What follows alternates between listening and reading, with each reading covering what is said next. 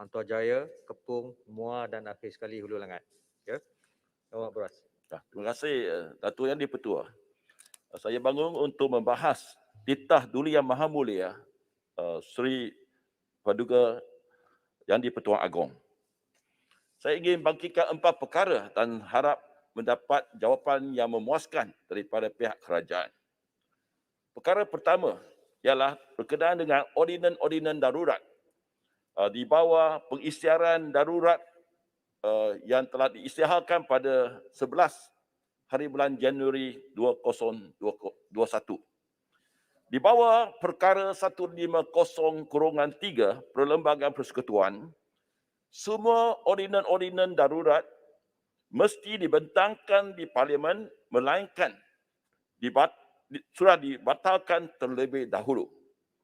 Menteri Undang-Undang yang lepas di bawah Kerajaan Perikatan Nasional telah menyatakan bahawa kerajaan sudah pun membuat keputusan untuk membatalkan mereka, tetapi Yang di-Pertuan Agong telah meminta atau menasihati mereka supaya undang-undang darurat ini, ada ordinan darurat ini dibentangkan di Parlimen mengikut perkara 150-3.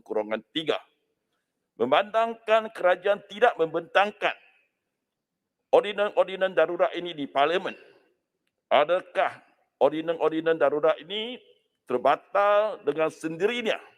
Kerana seperti yang telah saya nyatakan tadi, perkara 1503 menyatakan it shall be tabled, mesti dibentangkan. Rakyat sedang menunggu jawapan kerana perkara ini telah menimbulkan kekeliruan di kalangan rakyat jelata. Jadi saya harap kerajaan dapat menjelaskan tentang kedudukan ordinan darurat ini. Perkara kedua yang telah dibangkitkan oleh ramai ahli-ahli yang berhormat di sini, iaitu kekurangan pekerja di sektor perladanan dan pertanian.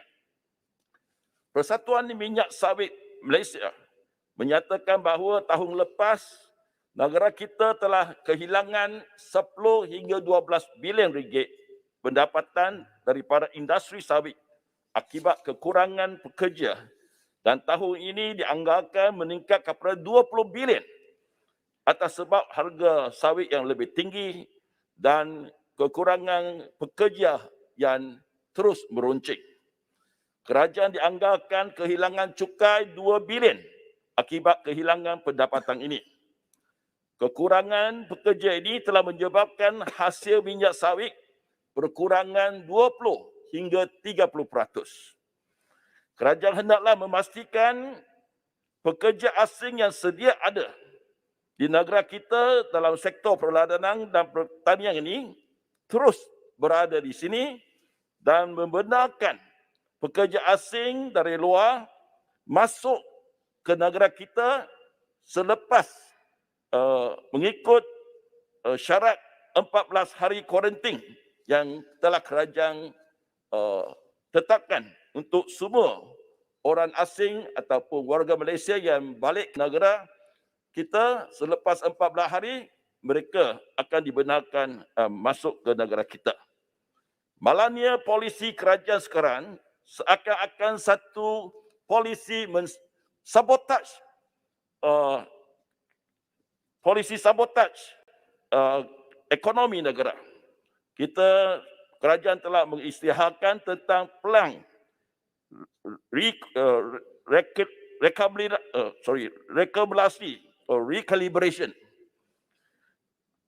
rekalibrasi parti, dan syarat-syarat yang ditetapkan ini seakan-akan nak menghalau semua pekerja asing parti ini keluar dari negara kita, bukan mengekalkan mereka. Jadi ini telah meruncingkan lagi masalah kekurangan pekerja asing di Malaysia. Datuk Yang di-Pertua, untuk plan rekalibrasi parti bagi tempoh 16 November 2020 hingga 30 Jun 2021, hanya 2 jenis kumpulan parti dibenarkan untuk pemutihan. Kumpulan pertama ialah pekerja yang sedang bekerja dengan majikan. Masalahnya, bagaimanakah majikan boleh menunjukkan pekerja itu sedang bekerja dengan dia kalau dia seorang parti? Jadi ini tak munasabah. Ini satu syarat tak munasabah.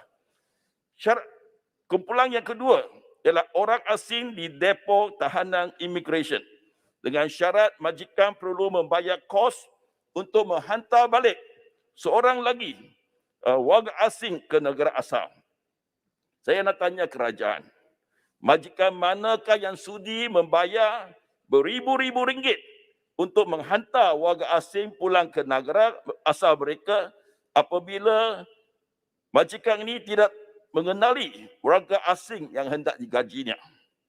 Bagi pelan rekalibrasi parti bagi tempoh yang bermula 1 Julai 2021 hingga 31 Disember tahun ini 2021 telah ditetapkan cara yang amat rumit cara yang amat rumit dan susah untuk memohon. Dia mesti dapat kelepasan dari immigration back to sumber manusia, kemudian back to immigration again.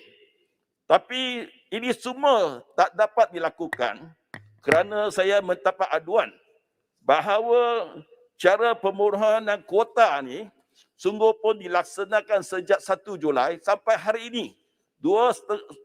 Lebih daripada 2,5 bulan. Ia masih tidak berfungsi lagi kerana Kementerian Sumber Manusia dan Kementerian Dalam Negeri belum bersedia menggunakan laman web ini. Laman web Foreign Workers Centralized Management System www.fwcws.my. Jadi, sudah lebih 2,5 bulan rakyat tidak boleh memohon. Saya mengusulkan plan pemutihan ini dipermudahkan dan Kementerian Sumber Manusia diberikan kuasa untuk meluluskan pemutihan pekerja-pekerja ini dan Kementerian Dalam Negeri hanya bertindak untuk menerima wang bayaran bagi visa untuk pekerja-pekerja ini terus berada di Malaysia. Isu ketiga, hak kebebasan bukan Islam untuk mengisytiharkan bahawa mereka bukan Muslim. Perkara 11 Perlembagaan Persekutuan menjamin hak setiap orang untuk mengisytiharkan atau menganuti dan mengamalkan agamanya. Niat perkara 121-1A Perlembagaan Persekutuan hanyalah supaya Mahkamah Sivil tidak ada bidang kuasa berkenaan dengan perkara-perkara di bawah bidang kuasa Mahkamah Syariah. Peruntukan ini tidak menidakkan hak yang dijamin untuk setiap orang di bawah perkara 11 Perlembagaan Persekutuan. Saya memohon kepada kerajaan supaya menghormati hak orang bukan Islam untuk mengisytiharkan bahawa mereka bukan Muslim. Sebagai satu contoh, kes budak Ng Po Jing, NGPOHJING, nombor sijil kelahiran 07-1009-08-1141 yang dilahirkan pada 9 Oktober 2007. Apabila beliau hendak membuat kad penanggalan masa berumur 12 tahun, beliau telah diberitahu kad pengenalannya akan menyatakan bahawa beliau adalah seorang Islam. Beliau tidak hendak kad pengenalan sedemikian kerana ia akan menghantui dia seumur hidup seperti yang telah berlaku kepada emaknya.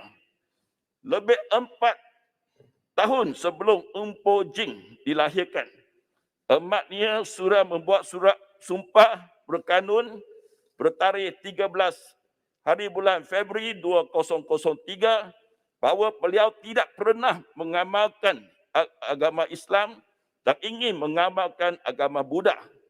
Emaknya tidak dapat berkahwin dengan bapa Ng Po Jing dan juga seorang Cina Buddha kerana kad pengalaman emaknya tertulis perkataan Islam. Kita mesti menggalakkan institusi keluarga dan tidak boleh melarang orang lain daripada berkahwin.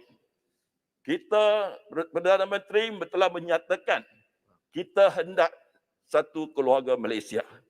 Emak Ng Po Jing pun berhasrat beliau boleh ada satu keluarga yang diiktiraf oleh undang-undang. Beliau, inilah hasrat beliau dan beliau telah menyatakan kepada saya, beliau berharap satu hari beliau boleh mencapai impian ini supaya beliau boleh berkahwin secara sah. Kalaupun beliau tidak dapat mencapai impian ini, beliau berharap bencana yang melanda beliau tidak akan melanda anak sayanya. Saya berharap Kementerian Dalam Negeri dapat mengeluarkan kad pengenalan kepada Ng Po Jing tanpa perkataan Islam. Ayat sekali, saya ingin membangkitkan polisi kerajaan berkenaan dengan peruntukan wang yang telah diluluskan akan hangus ataupun ditarik balik kalau ia tidak dibelanjakan dalam tahun itu sendiri. Saya merujuk kepada projek warisan Kamukot di kawasan parlimen saya. Semasa Pakatan Harapan menjadi kerajaan, melalui kerajaan negeri, pihak kerajaan persekutuan telah meluluskan projek warisan Kamukot dan hendak memberikan wang sejumlah lebih daripada 40 juta untuk dibelanjakan dalam projek ini dalam tempoh 3 hingga 5 tahun. Wang sebanyak 3 juta telah diterima oleh Majlis Perbadanan Manjung. I'm finishing. Just give me 1 minute. Dan oleh kerana dikatakan kalau ia tidak dibelanjakan, ia akan hangus dan sekarang Majlis Perbadanan Manjung nak gunakan 3 juta ini untuk membina satu bangunan. Saya nak tanya kerajaan sama ada projek ini akan berterusan. Kalau tidak, kita hanya bina satu saja bangunan tanpa keseluruhan projek, it will become a white elephant. Saya minta kerajaan dan kalau boleh kerajaan, Menteri Kewangan bagi satu jaminan wang ini akan terus diberikan untuk projek yang baik selepas dirancang, dan janganlah memaksa mereka, don't build a white elephant, old market, just rebuild and put it there for nothing. Ini projek warisan seluruh kawasan. Jadi harapan saya nak tanya, adakah projek ini yang diluluskan oleh Kerajaan Pakatan Rakyat akan diteruskan? Kalau tidak, mintalah wang ini boleh digunakan untuk buat satu taman rekreasi yang sangat diperlukan di Sitiawan, dan janganlah paksa kerajaan tempatan membina satu bangunan just for the sake of spending the 3 million for nothing. Kalau boleh, bagi jaminan untuk ini akan terus diberikan kepada kerajaan tempatan untuk projek yang berfaedah. Itulah saja ucapan saya. Terima kasih Datuk Yang di-Pertua. Terima kasih Yang Berhormat Baram. Terima kasih.